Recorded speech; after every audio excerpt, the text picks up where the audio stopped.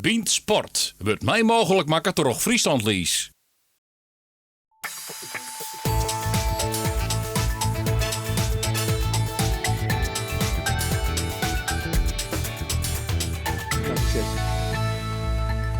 Vier rinnen om het beter te krijgen. Mogelijk hield het ook wel van de voetbaltrainers nou hier aan deze tafel. Zo werkt het Robert Roelofsen op de Faroe-eilanden. Peter Meinersma, hij zit in de Verenigde Arabische Emiraten. En Henk de Jong, die denkt misschien wel nooit over een avontuur over de grenzen. Goejoen, dit is Bean Sport. Maar eerst de actualiteit. Cambuur maakt op ziek naar een nieuwe trainer.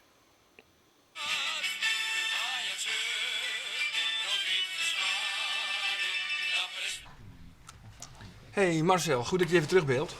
Ja, ik had nog even een paar vraagjes, want het waren natuurlijk 5 fantastische punten.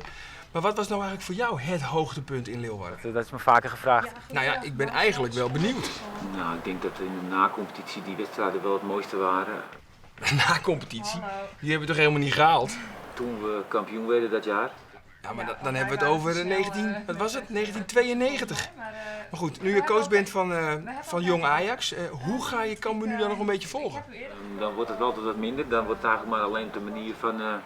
je kijkt toch even op teletext hoeveel het staat of hoeveel het geworden is. Ja, en dan natuurlijk de grote vraag. Wie moet jouw opvolger worden? Nou, nu komt Fred Grim bijvoorbeeld ook weer in beeld. Maar wat is nou eigenlijk jouw favoriet? Johan Abma, dat is eigenlijk omdat we 9 jaar samen gespeeld hebben. En dan echt goed met elkaar opgeschoten. En ook beide gezinnen goed met elkaar op kunnen schieten. Dus we zien elkaar nog wel vrij regelmatig. Oké, nou Marcel, heel veel succes in Amsterdam.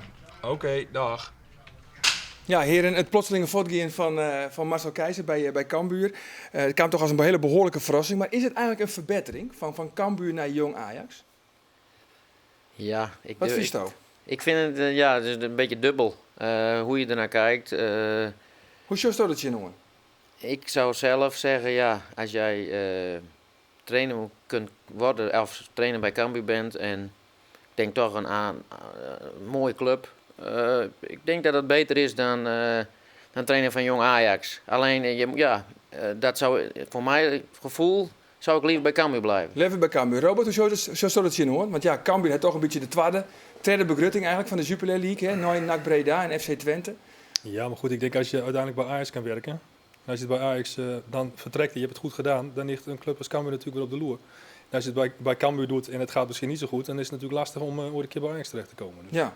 Lange termijn denk ik dat het verstandig is om bij Ajax in het toch wel, oké. werken. De meningsrinnen dus uiteindelijk. Dan Henk, het kwam de Cambuur-directie eigenlijk behoorlijk goed mot. Het plotselinge voortgaan van Keizer. Kwam het voor jou als een verrassing? Ja, laat me even vooropstellen dat je toen met je bellen had om hier te zitten voor die beide jongens. En dat je net zit om Cambuur in de laatste pakket te brengen of zo. Ik ben puur voor deze beide jongens. Ja, dus maar als het toch is, wil ik het toch graag van die witte. Ja, dat komt als een verrassing. Ik heb in contact met Marcel Hoorn en hij gaat nog eerst op vakantie. En hij gaat even zitten met z'n beiden. En ik denk dat het hem wel heel zwier valt. Hè? Dat het een op gevoel west is en dat zijn Ajax had, terwijl ik een Cambuur had voor mij, dat het toch in het voordeel van Amsterdam spreekt. Maar vies je het een positieverbetering?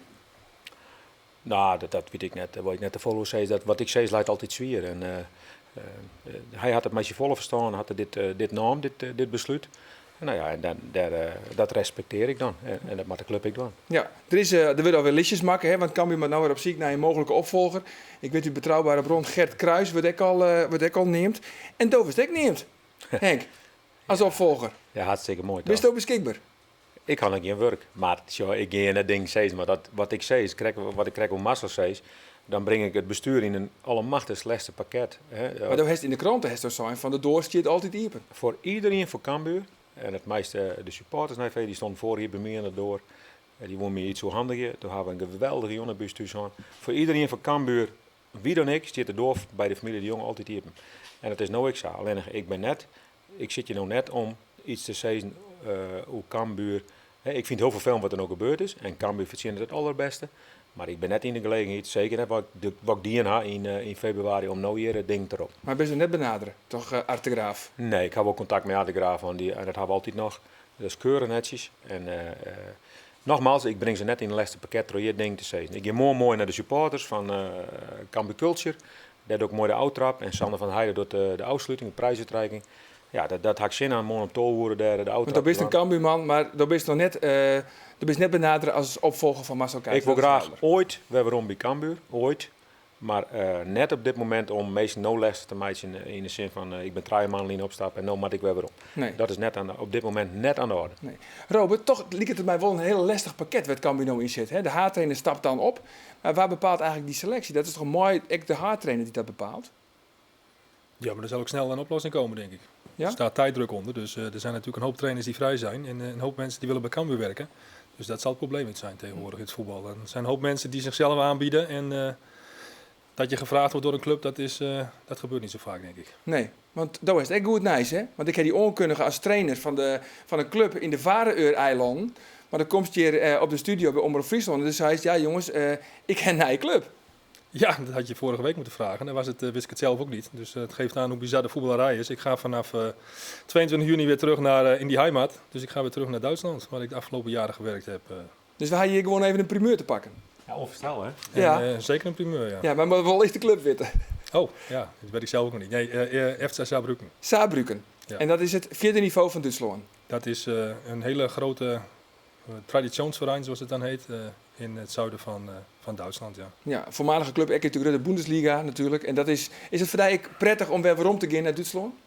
Ja, absoluut. Want Faro is prachtig hoor. Ik bedoel, het is uitgeroepen in 2007 tot de meest spectaculaire eilandengroep van de wereld in Madrid. Ik bedoel, ik heb nog steeds een huis, dus ik zeg ik woon daar.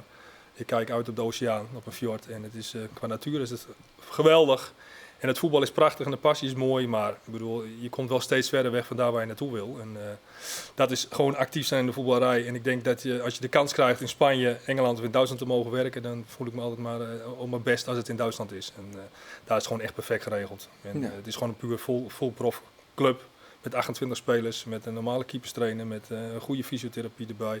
De hele mikmak. En dat is natuurlijk in Vareur, een hoop supporters ook. Die moeten weer een klein beetje terugverdienen. Er wordt een nieuw stadion gebouwd volgend jaar. Dus ik denk ook dat er een hoop perspectief zit. En in Vareur is het prachtig hoor, maar dan kan ik de komende 25 jaar werken. Bij Jan Boerenfluitjes. En daar ben ik nog een beetje te jong voor om het op die manier door te pakken. En het allerbelangrijkste is gewoon dat ik toch ook bij mijn gezin kan zijn. Het zij liefst maar 1 of 2 dagen per week. Dat is natuurlijk altijd lastig en daar zullen we vader ook op terugkomen later. Als je in het buitenland werkt is het altijd een struggle met jezelf. Hoe hou ik beide op de rails? Ja, want hoe is het bij jou? Want Peter, daar zit vaak in het Midden-Oosten. Hij is in Libië werken, Qatar. Nou zit hij in de Verenigde Arabische Emiraten. Ja. Wat Robert zei, vind je dat echt moeilijk? Dat het familieaspect is, maar want er zit er echt al in, denk ik. Ja, ik heb nou in Qatar zijn ze dan, is mijn vrouw en toen de eerste kleine, die zijn toen mee geweest. Dat was prima, daar hebben we 2 jaar, fantastisch 2 jaar gehad. En daarna hebben we toch besloten, hè, dan moet die kleine naar school en dan moet je keuzes gaan maken, nemen ze mee. En ja, in de voetballerij is het eigenlijk onmogelijk om te zeggen, we nemen ze mee en we doen een internationale school en dan word je weer, dan ga je weer naar een andere club, een ander land. Dus dat is het risico wat je neemt. En, en ik heb een vrouw die heeft zelf ook gevoetbald en die staat er volledig achter. Ja, en Skype is tegenwoordig zo prachtig dat je kan ze nog net niet aanraken, maar het werkt zo goed in mijn ogen dat je dat... Ze zit vaak achter de computer. Ja, we zetten hem gewoon aan en tegenwoordig kun je hem zelf op de televisie doen.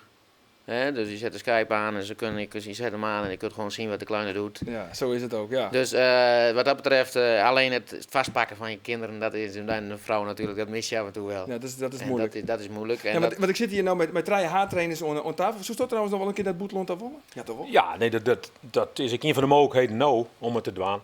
Alleen dat mag wel goed overwegen. Er is een aanbieding nou van de club uit de Boeteland. Nee, ik zie die verteld dat ik niks zei zo. Maar de kans is groter dat ik in Nederland bloe. Dat kan ik je wel zeggen. Maar ik zou best eens naar Boeteland willen. En Duitsland lijkt me ook leuk. Ja. Maar ik kijk iets naar Amerika. Dat lijkt me ook mooi. Om daar iets te gaan doen. Maar dat speel ik horen, denk ik. Dus het ken ik wel eens in Nederland weer. Ja, die kans is dus groot. Dat is toch in Nederland bloost. Die kans is wel aanwezig. Oké, ja, 3 haartrainers aan deze tafel. Ik mag toch zeggen dat Henk de Jong eigenlijk van Jim Trein de meest bekende is. En daarom even een kwarte introductie van Jim. Robert Roelofsen, bouwheer 1970 en Peter Meinensma, bouwheer 1974. 2 coaches met carrières die het dassel op een maliekje. Ze hebben ze beide het CIO's dienen en beide een soort werken als jeugdtrainer. Robert vooral in Duitsland, bij Nürnberg en Hansa Rostock. Maar ook bij Al-Ahli in Libië. Peter Meinersma werkt in de jeugdopleiding van SC Heerenveen, maar ik volg verder voort bij Al Arabi in Qatar en krijg ik dus Robert bij Al Ahly. Het hoogtepunt voor Robert komt in 2006. Hij wordt dan assistent van Klaus Augenthaler bij VfL Wolfsburg. Er kann sehr gut analysieren, er sieht, wie gruppendynamisch die Mannschaft wächst und auseinanderfällt. Viele Kleinigkeiten, die er sieht, wo ich dann mich nicht so konzentrieren muss drauf, was seine Aufgaben sind. En Peter zijn hoogtepunt, misschien wel de onstelling als haardcoach van topklasser Harkemasse Boys in 2010. Beide avonturen zullen likwijls net lang worden. Het is het lot van een voetbaltrainer, ontslag. En toen zei de voorzitter in één keer, je staat op non-actief. Nou, dus ik reageerde, ja, dat is een grapje zeker. Nee, je bent per direct echt op non-actief. Daarna zet de reis door de raad voor beide echt uiteen. Robert komt via Indonesië, West-Duitsland, uiteindelijk te landen op de Faroe-eilanden. Peter Meinersma zijn reis liet hem van Libanon, Saoedi-Arabië, uiteindelijk naar de Verenigde Arabische Emiraten. Je zoenen de wurg van Wudde.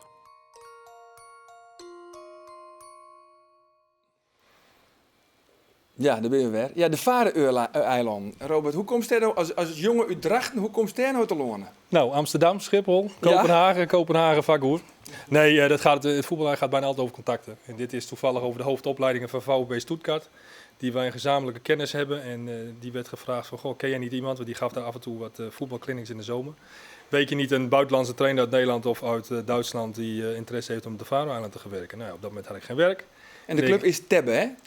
TB. Ja. En ik dacht van, nou ja, goed, waarom niet? Dus ik ben er naartoe gegaan, ontzettend hartelijke mensen. En ik had een filmpje opgezocht op YouTube. Daar ging het echt van, dik hout zaag maar plank. Ik dacht, dat is wat voor mij. Dus het was emotie puur. En dat is het ook. En, hoe bedoel je dan? Emotie puur? Van, dit ben trouwens beeld hè, van die competitie. Ja, weet je, je denkt van, ja, hoe kunnen ze daar voetballen? Maar ik bedoel, je mag in elke team mag 5 buitenlanders hebben.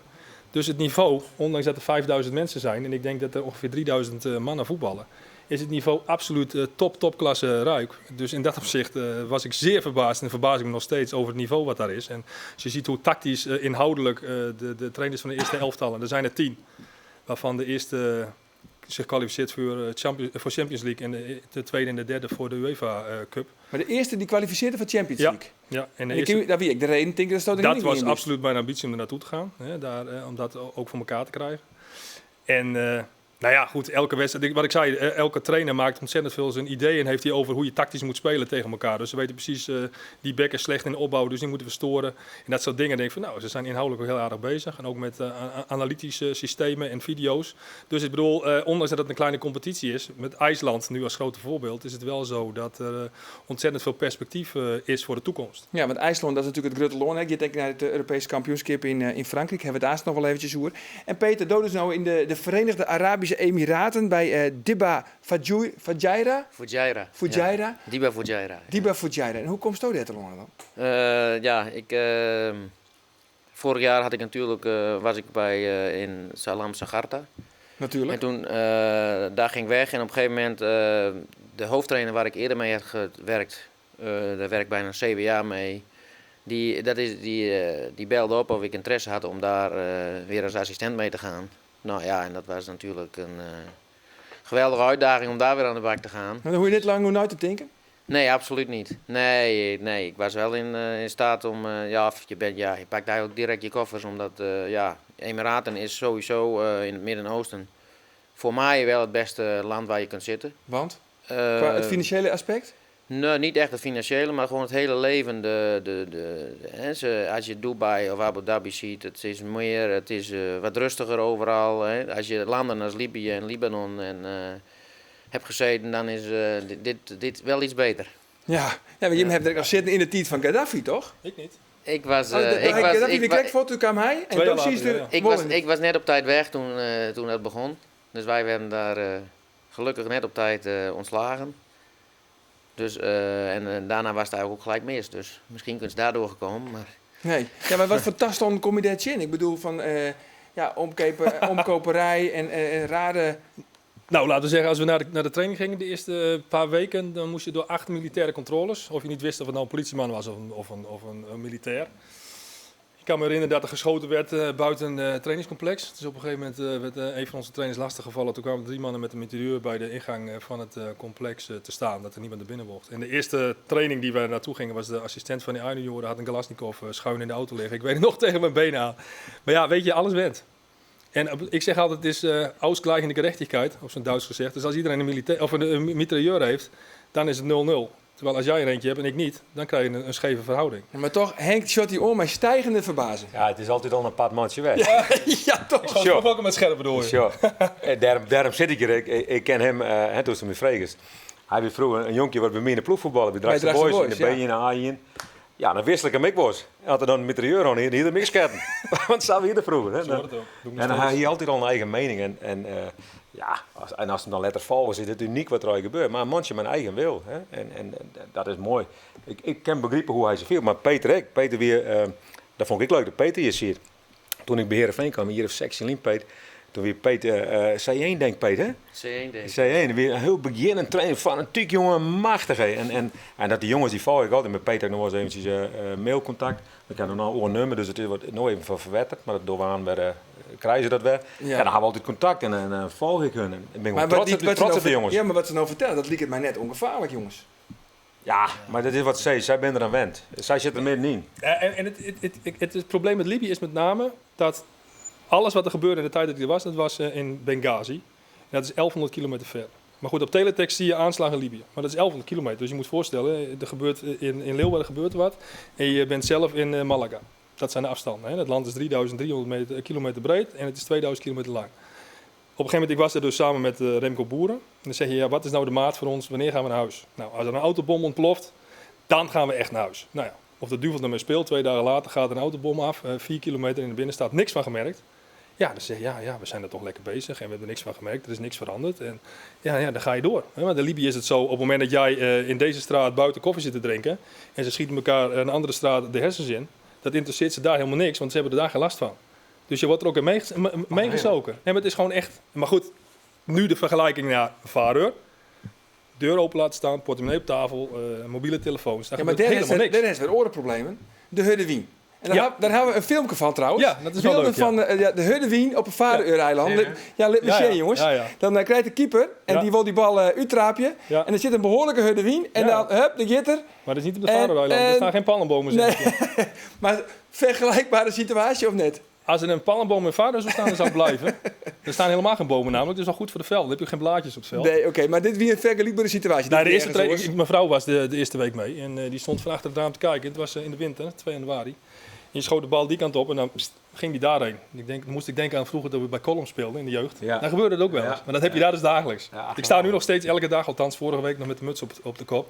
Want het is 8 graden en met de wind erbij. Maar het is toch een van de weinige Europese landen dat je een vrije trap neemt, mooie, maar de hoorn op volgens mij is het enige land. Met de penalty hetzelfde. Ja, soms heb je een wedstrijd dat de bal dus wegrolt. Dan kun je als je 11 meter. Maar hoe bedoel je bij een penalty? Ja, dan houdt Henk hem vast en ik schiet hem in. Nou, in mijn geval, omdat Henk natuurlijk de hoofdtrainer is en ik natuurlijk mijn assistent. Ja, Henk, ik zou de bal vasthouden en Henk schiet hem in. En dan fluit hij af met links. Nee, maar dat kan gebeuren. Maar die weet je toch nou, ik ben laatst in Turkije geweest. Daar is 1000 kilometer verderop is ik. Iedereen zei maar naar heen gaan. En toen zei je, het is nog nooit zo veilig west voor mij op de gebieden waar dan best. En ik moet steeds weer hartstikke lekker. Ja, dat wil ik wel jou. Ja. Het is die goed onderscheid. Ja. Maar Peter Vies, heeft je ook wel eens een keer in een hachelijke situatie zitten? Nou, ik heb wel één leuke anekdote. Maar op een gegeven moment, wij zijn de eerste training bij Salam Sagarta. En Tripoli, waar alle onrust in Libanon meestal is. Daar begonnen ze één keer te schieten. Dus, en toen zei die aanvoerder, iconic van het nationale team. En die zei, coach, down. Dus ik denk, wat down? Dus ik dook naar beneden en iedereen lag op de grond. Dus ik denk, wat gebeurt er? En dus ik keek omhoog, keep your head down. Dus ik denk, ze komt zo maar. En op een gegeven moment, jongen, dan gaan ze staan en liggen ze allemaal in deuk. Dus ze hadden me gewoon de eerste beste training gelijk voor de gek gehouden. Ja. Maar ja, dat is wel op zich wel grappig. En ja, kijk, de aanslagen. Ik heb 1 keer wat meegemaakt waarvan ik dacht, dit was... ze hebben, in Libanon speciaal hebben ze heel veel gerichte aanvallen. Maar 1 keer waren we in een situatie dat we dus toch even ergens heen reden met de bus. En toen werd er op dat moment een bom ontploft. En die kreeg je wel even mee te horen. Dus daar zat ik niet zo ver vanaf. Dus dat was op dat moment wel even een bedreiging. Maar voor de rest heb ik nooit wat meegemaakt. Nee. En toen ik in Libië was, eigenlijk ook niet. Alleen de supporters heel erg agressief. Maar toen was de tijd van Gaddafi. Maar toen was alles echt rustig. En toen zag je ook niemand... maar daarna is het natuurlijk allemaal ontploft daar. Ja, want laten we eerlijk wezen, jongens, en er net omheen draaien. Voetballers gaan er echt vaak heen naar de woestijn om het geld. Die gaan heel iets vaak Nederlandse trainers gaan er ook heen. En een van je collega's, wie Jan Boskamp, en die zei ooit dit. Maar dan gaat dat geld in een machientje. Dat niet te geloven, dat gaat in een machientje en dan hoor je... Dat is een casino. Ja, dat is niet te geloven. Ik zeg, kan u leren? En dan ging maar... Ja. En dan zo met zo... Van de zak van Albert Heijn bij wijze van spreken ging je weg zo. Ja. En dan kom je aan de douane. Hoe kom je aan dat geld? Ja, ik heb dat van die meneer gehad. Oh, dat is goed. Maar gaat er maar door. Ja, dat was schitterend. Ja, gaat het echt zo? Nou, het machientje was er niet, maar bij ons was het zo dat de president betaalde alles. Die had zijn geld in het Gaddafi-tijd buiten in Qatar had hij het verdiend. En die wilde wat voor de club doen. Dus die investeerde $7,5 miljoen per jaar dollar privégeld erin. Dan moet je één keer in de maand moest je op het kantoor komen. Er zat er een assistent bij, plus nog 2 andere assistenten. Dus privé was er niet. Er stond er zo'n pak met geld, gesield. En dan kwam je salaris uit. Dan moest je op het lijstje tekenen. Dus de hele club wist dat jij verdiende. En dan ging je inderdaad met je plastic tasje liep je zo de deur uit. Allemachtig. En het is levensgevaarlijk in Libië, maar bij de bank... Er gebeurde helemaal niks. En iedereen liep met zijn plastic zakje naar binnen. En er was een of andere geheime afspraak, ik weet het niet, maar daar gebeurde nooit iets. En hoe lang duurt het nog dat je hem helemaal financieel onafhankelijk binnen dan? Wanneer we de echte klapper maken. Daar is het wachtje nog op. Ik ga hier vragen, jongens. Hebben jullie ook de intentie om in Nederland te werken? Want ik denk als je in het buitenland bent, dat het moeilijk is om weer terug te komen in Nederland. Heb je dat idee ook? Ik ben natuurlijk al vanaf 2002 min of meer continu in het buitenland geweest. Ja, maar dat is lastig. En mijn ambitie is natuurlijk altijd om in Nederland aan de slag te gaan. Ik heb het ook altijd geprobeerd. Maar je kan solliciteren tot je ons weegt. En waarom de slag het dat dan net? Ja, omdat ze toch zeggen van, nou ja, die kent het. En de voetballerij is ons, kent ons. En nu ook, de contacten die ik heb gehad vanaf 2002, is allemaal gebeurd, net als bij Peter, van het zijn allemaal mensen die jou ooit gekend hebben, met wie je samen hebt gewerkt. En het is gewoon heel erg lastig, dus je zult echt, kijk, ik kom ook bij de CBV-vergaderingen. Ja. Maar goed, daar komen de hoofdtrainers ontmoeten elkaar, de assistenttrainers zitten samen, de jeugdcoördinators en de jeugdtrainers zitten samen. En dan sta je daar als vreemde eend in de bijt. En het is gewoon heel lastig om dan die stap te kunnen zetten. En laat er niet omheen draaien. In het buitenland wordt gewoon ook meer geld betaald. Als ik naar Duitsland kijk, wat de jeugdtrainer kan verdienen. Dat is meer als een eerste divisie coach in Nederland zal verdienen. En dan heb je het over een A-junior of een B-junioren team. Ja. En daar heb je natuurlijk ook mee te maken. Maar natuurlijk wil ik graag naar Nederland. Ik heb me vast dat er zijn een heel soort trainers en daar ook mee te krijgen. Want ik hier eigenlijk toch, Henk, dat hier te lang een club hakkend. Oh, dat hier ik wel hakkend. Dat hier wel kent. Maar je maakt ik de juiste club. Maar ik merk wel dus dat wat Robert nog krijgt zei, dat het in Nederland zelf ook geldt. Dat bepaalde jongens gewoon voorgaan. Dat hoe groter de namen, ja, hoe eerder je aan de bak komen. Maar dat weten we. Maar dit is ook een afweging wat de jongens nou aan jou. Als ik naar Boeteland ging, ja, dan ben ik uit de picture hier in Nederland. En het merk van Robert, hij wil ook wel graag waarom. Maar ja, als ik ergens $1 miljoen verdienen kan, dan doe ik het wel. Dan ging ik gewoon naar Boeteland. Dan doe ik het 2 hier en dan ging ik lekker de visje. Het is tijd voor de quiz trouwens. En ik ben heel benieuwd als je hem zelf echt het antwoord weet. Let me zien, jongens.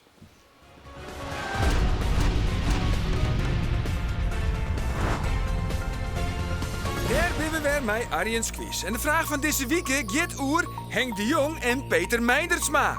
Want bij Hokkerclub wien beide heren haattrainer. Is het A, Snits? Is het B, Dragster Boys? Of denk je, nee het is C, Harkemasse Boys? Mail jouw antwoord van naar pient@omroepfriesland.nl en win deze originele Cambuurvlagen met een handtekening van Henk de Jong. Ja, die handtekening zit er daar nog even op, hè? Ja, maar die neem ik zelf maar. Vind ik mooi. Trouwens, het antwoord van Verlien Wieke. Hoeveel WK-medailles had Pieter-Jan Postma hellen? En het goede antwoord, dat wie vanzelfs fjouwer. En dat hier Rien Kan van het JRV Goert. En de prijs het zieljack van Pieter-Jan Postma. Die komt zo gauw als mogelijk die kant op. Heren, even heel kwart nog. Wat is die absolute dreamclub? Waar zou je er nog eens een keer graag coach van wezen willen?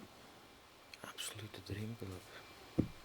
Denk er nog even nu nooit, Robert? Cambuur. Cambuur? Nou, ja. Dan komen we, Henk. Nee, ik ga me daar rustig hoor. Ja?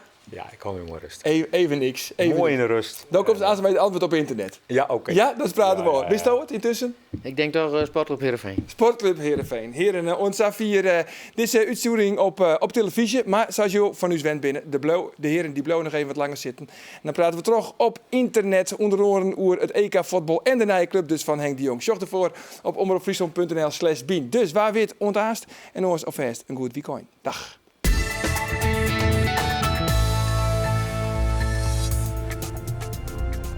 Our planet may be home to 30 million different kinds of animals. Each individual locked in his own lifelong fight for survival. And deep down in the wilderness of Africa lives the King of Congo. And this week, our supreme leader will look ahead to this weekend's main event. Dit weekend, slagmarathon. Ik heb er zin in. Ik zet mijn geld op Haile Selassie. Bient Sport, waar het mij mogelijk maakt toch Friesland lies.